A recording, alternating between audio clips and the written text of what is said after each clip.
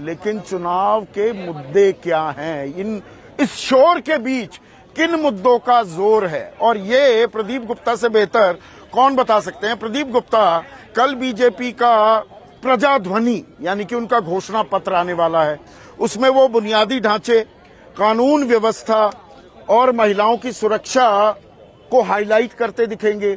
4% मुस्लिम आरक्षण जी हम हटाएंगे ही हटाएंगे, 9 तारीख को खैर सुप्रीम कोर्ट में सुनवाई है, उनका फोकस इन मुद्दों पर।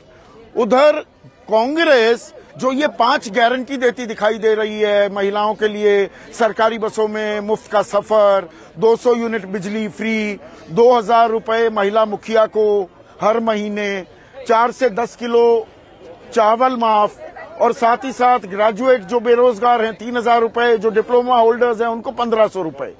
तो मुद्दे कहां पर, उनकी रीच, किन मुद्दों की रीच ज्यादा दिखाई दे रही है जनता तक जाती हुई? देखिए संदीप जी, कोई भी चुनाव हो, वादे दावे, जो चैलेंजर है वो वादे करेंगे, जो इनकम्बेंट गवर्नमेंट है वो दावे करेगी, और जनता दिखाएगी अपने इरादे 10 मई को। ठीक है, 20 दिन की वोट पड़ना है और 13 मई को रिजल्ट आना। रह गई बात कि किन मुद्दों के, तो जनता के सरोकार के मुद्दे ही महत्व रखते हैं, तो जनता के जीवन को प्रभावित करे। और जनता, मेरा बिल्कुल मानना है, जनता ठोक बजा के देखती और आकलन करती है कि 5 साल पहले जो भी चुनावी वादे किए गए थे, इनकम्बेंट गवर्नमेंट ने किस तरह से उसको निभाया।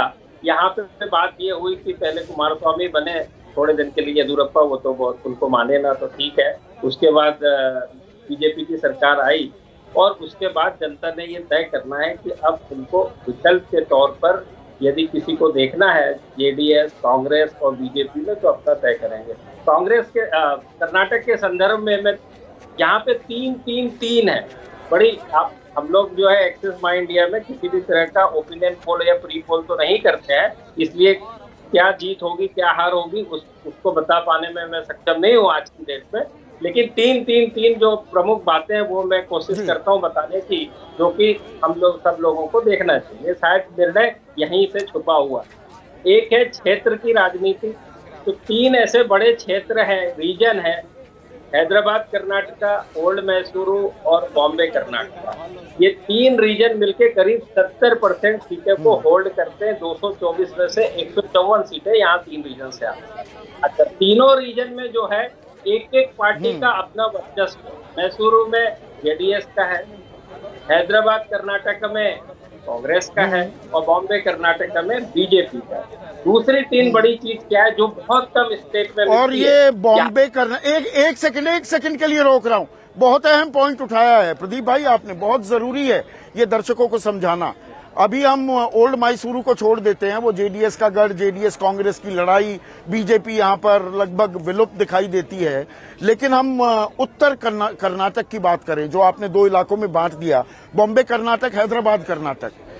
हैदराबाद कर्नाटक आपने सही कहा, कांग्रेस मजबूत होती थी, और बॉम्बे कर्नाटक में बीजेपी। पिछली बार हैदराबाद कर्नाटक में भी, पूरे उत्तर कर्नाटक की बात करें, बीजेपी का परफॉर्मेंस बहुत अच्छा रहा था। इस बार सत्ता किसके हाथ जाएगी?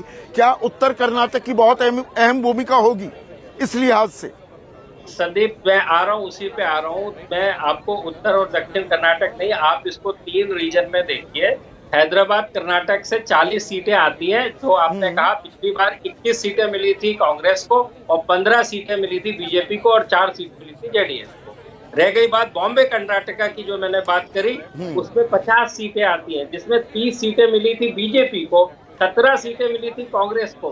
अंतर देखिए, 30 सीटें मिली बीजेपी को, 17 सीटें मिली कांग्रेस को, जेडीएस को 2 सीट। मैसूरू रीजन के अंदर 64 सीटें आती हैं, 64, जिसमें 26 सबसे ज्यादा सीटें जो मिली जेडीएस को मिली, दूसरे नंबर पे कांग्रेस को 20 और तीसरे नंबर पे 16। तो जो मैं 3-3 बात कर रहा था, अभी एक तीसरी चीज बाकी है।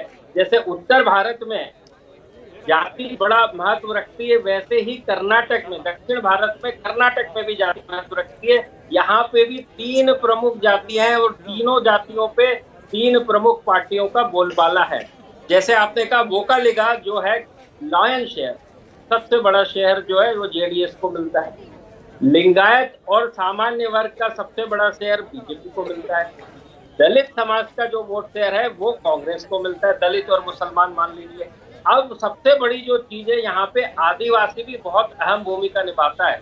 और ओबीसी, ओबीसी तो कोई जात होती नहीं है, उसके अंदर छोटी छोटी बहुत सी और जातियां हैं जिसका सबका समावेश। तो कहने का मतलब, ओबीसी की जाति का वोट जिसको मिलेगा वही यहाँ पर जीत हासिल करेगा। और 3-3 की बात में एक और बड़ी अहम और इम्पोर्टेंट बात है, ये एकलौता ऐसा राज्य है जिसके अंदर जो 3 प्रमुख पार्टियां चुनाव लड़ रही हैं, तीनों पार्टियों के सर्वे सर्वा कभी ना कभी प्रधानमंत्री रहे, तीनों पार्टियों ने मुख्यमंत्री दिए हैं। तो इसीलिए जो आप आशुतोष जी और आप लोग जो बात कर रहे थे कि यहाँ पे हंग असेंबली इसीलिए आती है कि 3 पार्टी बड़े शिद्दत के साथ यहाँ चुनाव लड़ती है और उसके हिसाब से सारे वर्डिक्ट आते हैं।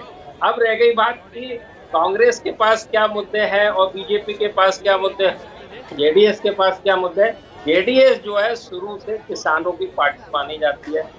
पूर्व प्रधानमंत्री एच.डी. देवेगौड़ा खुद एक किसान थे। तो किसान का मतलब ये होता है कि वो अक्रॉस द बोर्ड का वर्चस्व रहता है। लेकिन वोकालिगा समुदाय जो है वो ओल्ड मैसूर रीजन में सीमित है। तो उसके चलते केवल वर्चस्व जो है, बड़ा वर्चस्व जो है जेडीएस का, वहां तक ही रहता है, लेकिन वहां पर कोई बैठ नहीं कर पाता। अब कर ले बात बीजेपी की, सब जानते हैं कि जिनके प्रमुख नेता जो सब देख रहे हैं कि प्रधानमंत्री मोदी है, ट्रम्प कार्ड है, उन्हीं के ऊपर बीजेपी की नैया निर्भर करती है। उसका कारण भी जान लीजिए।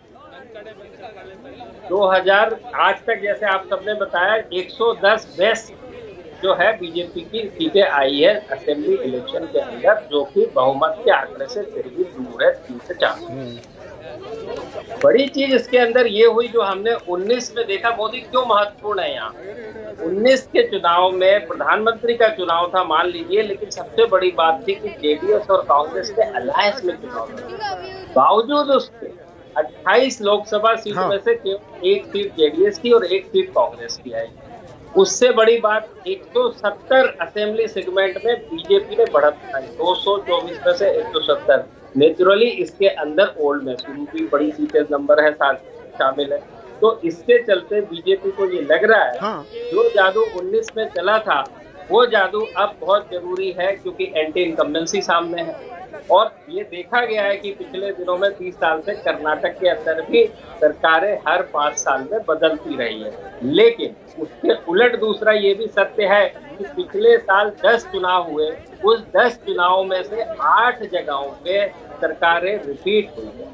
पंजाब और हिमाचल प्रदेश के अंदर सरकार में बदलाव आया। तो ये इतनी अच्छी सारी बातें सामने तथ्य रखे हुए हैं। 10 दिन अभी बाकी है, देखते हैं कि ऊँट किस करवट बदलेगा, और हम जरूर एग्जिट पोल लेके आएंगे। ऊंट किस करवट बैठता है, कितने करवट बदलेगा, अभी और करवट लेनी बाकी है क्या,